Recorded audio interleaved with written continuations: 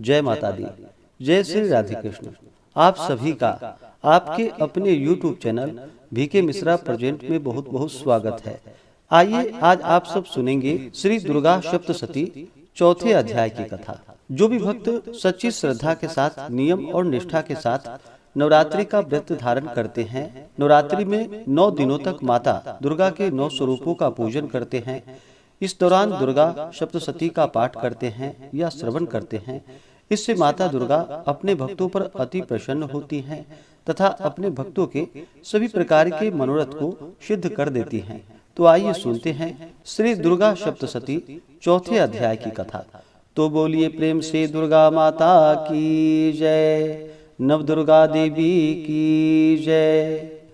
ऋषि बोले, अत्यंत पराक्रमी उस दुरात्मा महिष के एवं उसकी सेना के देवी द्वारा मारे जाने पर इंद्रादिक देवतागण अपनी वाणियों द्वारा देवी जी की स्तुति करने लगे। जिस देवी जी ने अपनी शक्ति से सारे जगत को व्याप्त कर लिया है, जिसका स्वरूप सभी देवताओं की शक्तियों का समूह है, सभी देवता एवं महर्षि जिसकी पूजा किया करते हैं, उस अंबिका देवी को हम प्रणाम करते हैं। वही देवी हमारा मंगल करे, जिसके अतुल प्रभाव का एवं बल का भगवान शेषनाग, ब्रह्मा तथा हरि भी वर्णन नहीं कर सकते हैं। वह चंडिका देवी सारे जगत के पालन के लिए तथा अमंगल के भय के नाश का विचार करे। जो श्री स्वरूपिणी पुण्यात्माओं के घरों में जो लक्ष्मी स्वरूपा है, पापियों के घरों में दरिद्रता, पवित्र बुद्धि वालों के हृदय में बुद्धि, श्रेष्ठ पुरुषों के यहाँ श्रद्धा, कुलीन मनुष्यों में लज्जा स्वरूपिणी है। इस प्रकार की हे देवी हम आपको प्रणाम करते हैं। हे भगवती, आप विश्व का पालन करें। हे मातेश्वरी, आपके इस अचिंत्य रूप का असुरों के क्षय करने वाले आपके महान पराक्रम का एवं देवता तथा असुरों के सामने संग्राम में किए गए आपके अद्भुत चरित्रों का वर्णन हम किस प्रकार कर सकते हैं। हे भगवती, आप संपूर्ण जगत का कारण हो। सत्व, रज, तम इन तीनों गुणों वाली होते हुए भी आप अजय हो। दोषों के कारण हम लोग आपको जान नहीं सकते हैं। हम तो क्या विष्णु, शिव आदि भी आपका पार नहीं पा सकते। आप सबकी आश्रय हो एवं आप आद्या अव्याकृता परा प्रकृति हो।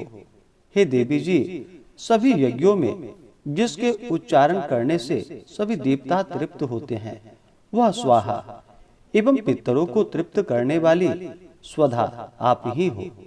मोक्ष का कारण अचिंत महाव्रत स्वरूप हो। आप संपूर्ण दोषों से रहित, सभी इंद्रियों को वश में करने वाले, तत्व को ही सार जानने वाले मोक्षार्थी मुनिजन जिसका अभ्यास करते हैं, वह भगवती परा विद्या आप हो। शब्द स्वरूपा हो, परम पवित्र ऋग्वेद, यजुर्वेद एवं मनोहर उद्गीत के पदों के पाठ से युक्त सामवेद का आप आधार हो। वेद त्रयी देवी हो। शह ऐश्वर्यों से समस्त आप भगवती हो। सभी शास्त्रों के सार का ज्ञान कराने वाली हे देवी आप मेधा हो। दुर्गम संसार रूप सागर से पार उतारने वाली नौका, कैटभ के शत्रु विष्णु के वक्षा स्थल में निवास करने वाली आप लक्ष्मी स्वरूपा हो। एवं चंद्रमा को मस्तक पर धारण करने वाले भगवान शंकर के सम्मानित आप ही गौरी हो। यद्यपि आपका मुख स्वर्ण से भी उत्तम कांति से सुंदर तथा परिपूर्ण चंद्रमा के बिंब का अनुकरण करने वाली निर्मल मंद मुस्कान से शोभित है, तथापि इस प्रकार के चंद्रमुख को देखकर क्रोध से परिपूर्ण महिषासुर ने झट ही उस पर प्रहार कर दिया। यह एक अद्भुत बात है। उससे भी अतीव अद्भुत एवं विचित्र बात यह है कि जब वही मुख क्रोध से युक्त हो, उदय होते हुए चंद्रमा की भांति लाल लाल था, तनी हुई भौहें अति विकराल थी। ऐसा देखकर महिषासुर ने अपने प्राण तुरंत नहीं छोड़ दिए। भला कौन होगा जो क्रोधी यमराज को देखकर भी जीवित रह सके। हे देवी जी, आप प्रसन्न हो।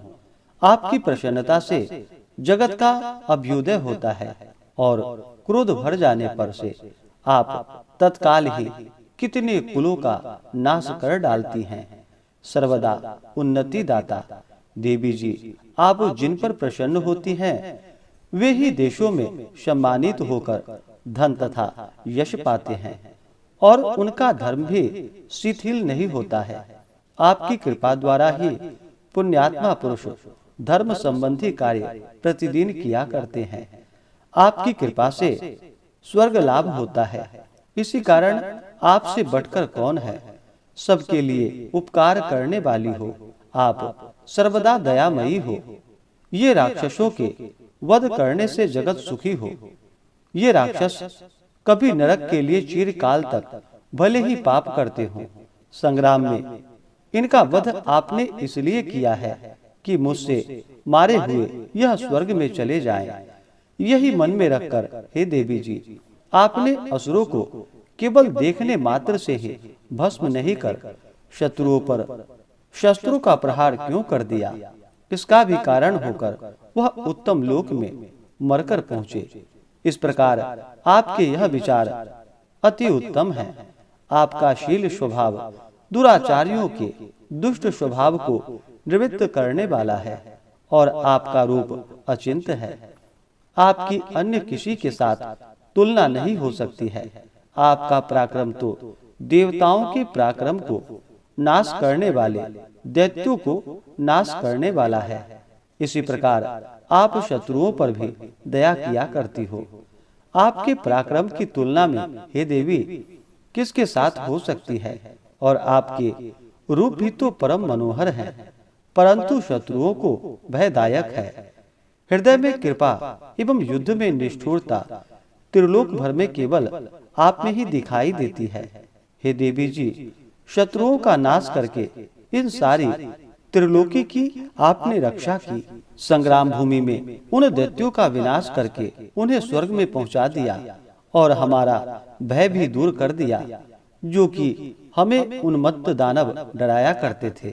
हे माता, आपको नमस्कार है। हे देवी, शूल से हमारी रक्षा करे। हे अंबिके, खड्ग द्वारा हमारी रक्षा करे एवं घंटा के शब्द तथा धनुष की टंकार से भी हमारी रक्षा करे। हे चंडिके, पूर्व पश्चिम दक्षिण दिशा से भी हमारी रक्षा करे। अपना त्रिशूल घुमा घुमा कर उत्तर में हमारी रक्षा कीजिए। ऋषि बोले। इस प्रकार देवी की देवताओं ने स्तुति की और नंदन वन में उत्पन्न हुए फूलों तथा गंध चंदन आदि से जगत की माता की पूजा की। सभी देवताओं ने भक्ति पूर्वक दिव्य धूपों द्वारा देवी की अर्चना की। तब देवी प्रसन्न मुख होकर उन देवताओं से बोली कि हे सभी देवताओं, अपनी अभिलाषा के अनुसार आप सब हमसे वर मांगे। देवता बोले, हे भगवती, आपने तो हमारी सभी कामनाएं पूर्ण कर दी, कुछ भी बाकी नहीं है। हमारे इस महिषासुर शत्रु का आपने वध कर दिया। फिर भी यदि प्रसन्नता पूर्वक हमें वर देना ही चाहती हैं, तो हे माता, यह वर दीजिए। जब जब भी हम आपका स्मरण करें, तब तब हमारी बड़ी बड़ी आपत्तियों को दूर करे। हे प्रसन्न वरदे मातेश्वरी, जो भी मनुष्य इन स्तुतियों द्वारा आपकी स्तुति करे, उसे वित्त रिद्धि विभव दीजिए। हे अंबिके, हम पर सदा प्रसन्न रहिए। ऋषि बोले, हे राजन, जब देवताओं ने अपने तथा जगत के कारण के लिए इस प्रकार वर मांगा, तब उन्हें तथास्तु कहकर भद्रकाली अंतर्ध्यान हो गई। हे राजन, पूर्व काल में तीनों लोगों का हित चाहने वाली देवी का देवताओं के शरीर से जैसे प्राकट्य हुआ, वह सारी कथा मैंने कह सुनाई। इस प्रकार से श्री दुर्गा सप्तशती में चौथे अध्याय की कथा पूर्ण हुई। तो बोलिए प्रेम से माता दुर्गा की जय, नव दुर्गा देवी की जय, सर्व देवी देवता की जय। तो आशा करता हूँ कि यह जानकारी आपको अच्छा लगा हो। इसी प्रकार से ज्ञानवर्धक जानकारियाँ प्राप्त करते रहने के लिए, व्रत पूजा के बारे में जानने के लिए, कथा को सुनने के लिए चैनल पे अगर आप पहली बार आए हैं तो चैनल को लाल बटन दबा करके सब्सक्राइब करें, साथ में बेल आइकन घंटी को दबाएं ताकि आने वाली वीडियो का नोटिफिकेशन आपको समय से मिलता रहे।